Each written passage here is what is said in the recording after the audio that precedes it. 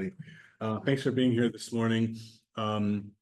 We've actually a couple of introductory comments before I get to the paper. One is people may have noticed the picketers out on the main roads, whatever they're called here in London. They're members of QP 2361, who are the caretakers who help keep the buildings clean and safe. So if you get an opportunity to walk by the picketers and take their hands and offer your support, please do.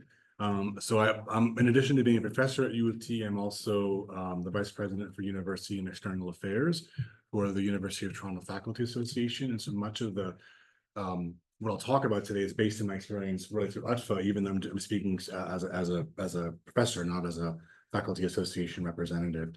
But I also want to think about enter. There you go. Okay. But I do want to also say in the beginning, I've struggled with the basic question of whether a paper like this is even appropriate. This Monday marks the 1-year anniversary of Hamas's attacks on Israel and the onset of Israel's response, which has been so destructive in scope that the International Court of Justice has ruled that claims of quote-unquote plausible genocide are founded. Moreover, we're 2 weeks into a rapid extension of this war to now include a partial ground invasion of Lebanon, with Israel having killed over 1,000 people and displaced over 250,000. So at one level, I do think it's inappropriate to be engaging in an academic exercise in the face of these kinds of atrocities. At the same time, I will argue in the paper that it has been the unspeakability of these atrocities, particularly within applied linguistics, that contributes to the impunity with which Israel has prosecuted its most recent war against Palestine and now Lebanon. As Palestinian American poet Fadi Jua has written, quote, "The dead don't grieve or sing, not without the living, they don't." So from this insight, then there is an urgency and perhaps even an obligation in speaking these ideas as one attempts to interrupt the silence that has surrounded this conflict, again, particularly in academic workplace settings. But even if a paper like this might be appropriate, there's the question of whether I'm an appropriate person to give it. White, queer, middle-aged, full professor who's neither Jewish nor Israeli, neither Arab nor Palestinian, whether Muslim, Druze, or Christian. I am multilingual, but I speak neither Arabic nor Hebrew. But as many people in this room are, I'm also implicated in this genocide insofar as my tax dollars are continue to be used to send military aid to Israel. And my pension at U of T is indirectly invested in companies that profit from this war in particular. I've also been included in doxing campaigns meant to intimidate and threaten those who dare to engage in Palestine solidarity. Nevertheless, I offer these comments today knowing full well there are emotional, affective, and epistemological dimensions that I will never know or experience because of these various kinds of outsider status. So I try to hold on to the ethics of the opening comments as much as I can and write in the paper. And of course, we'll leave it to the audience to decide whether I've done so reasonably or not. Here we go. I also need to say that this paper is not about Palestine and Israel per se. This is just a tiny bit of scholarship on this conflict, the history of it. The purpose is not to engage in that necessarily, even if the second batch of references, I draw on some of that work to inform my comments this morning. What the focus of this paper is, though, is on the Palestine exception to academic freedom and freedom of expression, the extent to which language policy scholarship has addressed this exception or even can using the analytical tools it has. So it's important to understand the Palestine exception to academic freedom has been widely documented. There's a fantastic special issue of Middle East Critique that just came out with analysis from scholars from the US, the UK, Australia, Germany, Austria, Australia, and Canada. This past Monday, our colleagues in the Race and Equity Caucus at York released its own report on the extent of suppression of pro-Palestinian speech and activity on that campus. The late Mary Jo Nadeau and Alan Sears published what really is the go-to analysis of the Palestine exception to academic freedom in Canada almost 15 years ago, with Cheryl Nestle providing an important update last year. Finally, Eve Hawke's 2016 paper is an important intervention applying a critical race perspective to challenge the idea of academic freedom as an abstract or static ideal, but rather to understand how it's shaped by white supremacy, in particular positioning racialized, indigenous, and Muslim students and scholars as the most visible and the most targeted in efforts to stifle Palestine solidarity. By contrast, within applied linguistics and language policy more particularly, to my knowledge, no such interventions have yet been made. In an era of the public statement, think Russia, Ukraine 2.5 years ago, the public statement, AAALS has said nothing around Gaza and Palestine, ACLA, nothing. The same holds for, as far as I know, our major departments in Canada and the rest of North America. In an era of social media, particularly colleagues who built a profile around theories of anti-racism and decolonization have said very little around Palestine. I'll reiterate, I understand that racialized colleagues and indigenous colleagues are often the most targeted in around questions of Palestine solidarity, and therefore folks being chosen to keep more quiet. But that's precisely the point, is to make sense of why that is and what to do about it. And then within scholarship, I'm not aware of any applied linguistic or language policy scholarship that addresses the Palestine exception specifically. So that is the purpose of the paper. 15 minutes is an impossible amount of time to do this. I'm going to tell sort of the story, a very brief summary of the encampment for Palestine at U of T, and then say use some literature to make some preliminary comments. This is a work in progress for sure. In early April of this current year, U of T students occupied the hallway in front of President Merrick Gartner's office. They made 3 demands. First, that the university disclose all of its investments in entities that they said, quote, sustain Israeli apartheid, occupation, and illegal settlement in Palestine. Second, that the university then divest from these holdings. And 3, that the university suspend all partnerships with Israeli academic institutions who are involved in occupation and settlement or the ongoing war. The sit-in came and went with no change. In the same month, as people I'm sure will know, students at universities across North America set up encampments for Palestine on campuses. This included several in Canada. The 2 in Alberta were dismantled right away with a very serious and violent police intervention. As this movement spread, U of T assumed that students there would set one up on campus, and they did later. But the U of T began to establish new controls, both discursively and materially, for how people moved about on campus. Those are the 2 signs on the left. Prohibiting tents and camping all of a sudden, that just magically appeared at U of T. And then on April 27th, the university set up a massive fence around King's College Circle. That's the big grassy area you see there. To prevent the establishing an encampment. At 4 in the morning on May 2nd, students breached that fence around King's College Circle to establish what will become known as the People's Circle for Palestine. That's in the middle picture. The demands of the encampment were the same as the sit-in.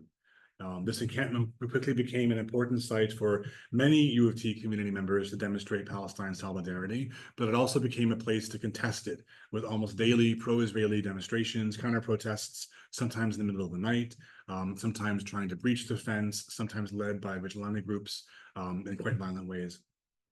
By May 24th, about 180 tents had been set up. On that same day, the university issued a notice of trespass, giving participants until Monday the 27th to leave. That deadline came and went, and because the encampment remained, the university then turned to the courts to seek an injunction. The injunction was filed in early June, over 1,000 pages of written evidence and testimony, 2 days of hearings on the 19th and 20th.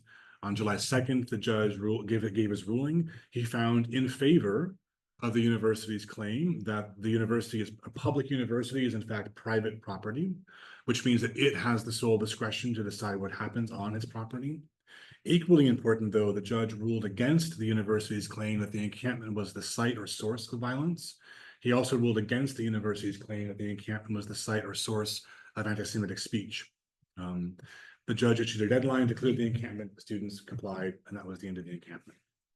So that, in like 3 minutes, is the basic story that to make sense of some of the ideas I'll offer.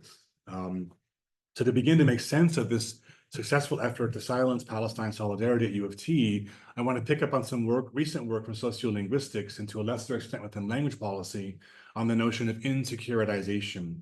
This work itself is an extension of scholarship from critical international studies, offering post-structuralist perspectives on security and securitization. In their 2018 handbook chapter on security and language policy, Charalambos and colleagues define securitization as, quote, referring to institutional processes that identify threats to the very existence of the state and other bodies, and that seek to suspend normal political rights and procedures. With securitization, a particular group or issue is said to present such a major risk, such an existential threat, that it needs to be moved out of the realm of ordinary politics and into the realm of exceptional measures. End quote. The authors then used this understanding to analyze how discourses of enemy and fear animate the creation and appropriation of particular language policies. International relations scholar Aradao adds a further dimension, namely the speed with which security measures and their associated speech acts are implemented. They argue, quote, the speed required by the exceptional suspends the possibilities of judicial review or other modalities of public influence upon bureaucratic or executive decisions. Securitization reinscribes issues in a different logic, a logic of urgency and exceptionalism, end quote. The point is that speed and exceptionality quickly become static and a new norm. This is precisely what has happened at U of T since the injunction on July 2nd. Thank you. Injunctions, by their nature, are extraordinary measures designed to respond to what is framed or perceived as an urgent crisis or threat.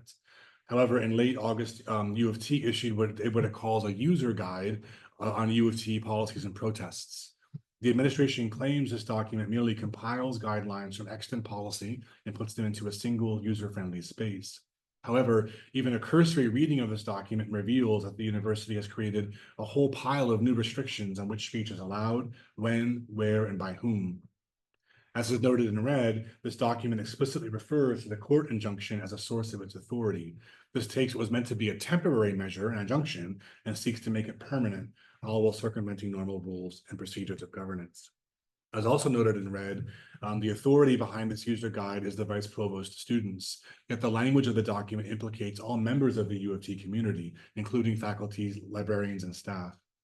In our meetings between UTFA and senior administration, we later learned that the respective vice provosts responsible for faculty, librarians, and staff were never consulted in the creation of this document you see here. So we see how securitization subverts normal governance structures as it aims to restrict speech on campus for everyone. I'm low on time. I'm not going to say a lot about checkpoints. I think some of the main ideas are quite obvious. The university set up a barrier to prevent the expression of speech around Palestine. Students breached that barrier and reappropriated it to their own ends to ensure safety. And then established a checkpoint to control who came and went. That's the picture on the left. The person with the keffiyeh is actually controlling who goes into the space and out. The university then used this reappropriation, in particular the students' practice of controlling movement, as a way to delegitimize the encampment. The argument was convoluted and contradictory. On the one hand, even though the university was the one that set up the fence in the first place to prevent certain kinds of speech, they now argued that students who were the ones who were preventing free speech and therefore had to be shut down. On the other hand, like I said before, they argued this is private property and they had the right to control it. Lots to say there. For time, I'm going to skip to my last point. Hopefully I can get to it. I want to extend the work of Milani and Levin on affective checkpoints. Thank you. Not just the physical ones like a fence. Milani and Levin describe this as an analytical tool with which to theorize more precisely the discursive accomplishment of self-surveillance. They attend to how checkpoints both regiment how people police themselves, I'll add police others, and their identities and their emotional attachments in everyday interactions, end quote. In an earlier article by the same authors, they used this notion of affective checkpoints to analyze a scene in the film Oriented. This is a documentary portraying the lives of 3 queer Palestinians living in and citizens of Israel. The scene they focus on depicts a meeting in what they describe as an allegedly safe space, namely a queer community center in Tel Aviv. The participants in the meeting introduce themselves. When it comes time to Kader, one of the protagonists, to introduce himself, he does so, identifying as a queer Palestinian. A Jewish Israeli man in the meeting begins to interrogate him. The movie shows us, what do you want? Do you want us to get out of here? Do you want there to be another Arab state? It's quite animated when challenging Kader's presence. The authors of the article conclude, quote, in this context, Kader's mere uttering of the ethnic qualifier Palestini was felt by the member of the audience not only as an existential threat to him personally, but also to all Jewish Israelis and the Israeli state, end quote. So I find this notion of an effective checkpoint very useful in making sense of the conflicts over the encampment at U of T. A central claim made against the encampment was that some U of T community members, particularly Jewish faculty, students, and staff, did not feel safe on campus. Not only was the presence of Palestinian flags, protesters wearing keffiyehs, slogans like "From the River to the Sea," and the use of the word Zionist and Zionism, all these things were conflated as being inherently anti-Semitic. But this process is often referred to as weaponizing real experiences of anti-Semitism so as to discredit any critique of the Israeli state. But also in almost every case, these objections were described as based on fear, feeling discomfort, feeling unsafe. In these claims against the encampment, fear, discomfort, and feeling unsafe were thus elevated to being equivalent to actual anti-Semitism or other forms of hate speech and activity. The second part I'm going to not say because of time, I think. No, I'll try. As noted earlier, the judge in the injunction ruled against the university in these claims that and the hundreds of pages of evidence they submitted that the encampment itself was anti-Semitic. The judge clearly ruled against the encampment as either a source of violence or anti-Semitism. But we can't overlook the impact this kind of affective checkpoint had on swaying public opinion, including debates in my own faculty association what we could and couldn't say about the encampment, and almost certainly it swayed the judge's opinion in his ruling. But the university has not dropped this line of argumentation. Just last week, President Gertler gave a speech at a conference on anti-Semitism. He made many extremely concerning comments, but I'll focus on these. He said, quote, "We will need to articulate and implement policies that require disciplinary action by the university when it is clearly appropriate. In other instances where the action or speech in question is hurtful or offensive, but not unequivocally anti-Semitic, corrective intervention may still be called for." So while Gertler is careful not to conflate the hurtful and the offensive with anti-Semitic, this elision between disciplinary action and corrective intervention suggests the university is prepared to codify this notion of affective checkpoints and restricting what can be said about Palestine and by whom. So just to conclude, I want to underscore that I'm not really interested in developing these ideas as an academic project. I'm doing so in the venue of a conference paper to give us space to say these things, but rather I'm trying to demonstrate how language policy and applied linguistics more broadly does in fact offer us analytical tools to make sense of and to speak on the Palestine exception if language policy scholars choose to do so. I hope you will. Thank you.